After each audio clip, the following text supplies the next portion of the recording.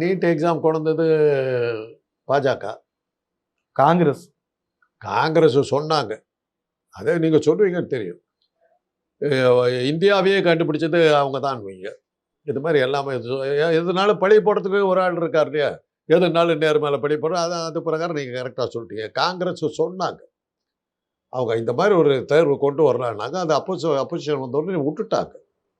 NEET தேர்வை implement பண்ணதுக்கு தீர்மானமா கொண்டு வந்து இம்ப்ளிமெண்ட் பண்ண நடைமுறைக்கு கொண்டு வந்தே ஆகணும்னு கட்டாயப்படுத்தினது பாஜக தான் கொண்டாங்க. அதை உடனடியா கையில எடுத்துக்கிட்டு நிறைவேற்றினது வந்து பழனிசாமி அவர். பாஜகன்ற மாநிலங்களிலே அதுக்கு எதிர்ப்பு இருக்கு.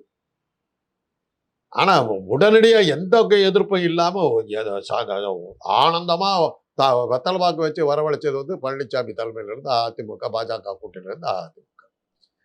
நீட் தேர்வு இல்லாமல் நீங்கள் வந்து மருத்துவக் கல்லூரிக்கு போக முடியாது. நீட் தேர்வில் இருந்த குறைபாடு என்ன? எக்ஸாமு நானும் அதை எதுக்கலை.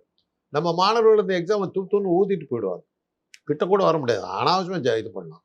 ஆனால் அதை நடத்துகிற விதம் சரியாயிடும். நிறைய ஊழல்கள் இருக்குது. அதைத்தான் நம்ம வந்து கேட்டோம்.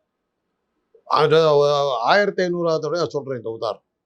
உத்தரப்பிரதேசத்தில் ஹிந்திக்காக நடத்தப்பட்ட தேர்வில் வந்து தோல்வி அடைஞ்ச 90% மாணவர்கள் தோல்வி. ஹிந்தி சம்பந்தமான அவங்க தாய்மொழி சம்பந்தமான தேர்வு தோல்வி அடைஞ்ச 90 விழுக்காடு மாணவர்கள் நீட் தேர்வில் அப்படியே பாஸ்.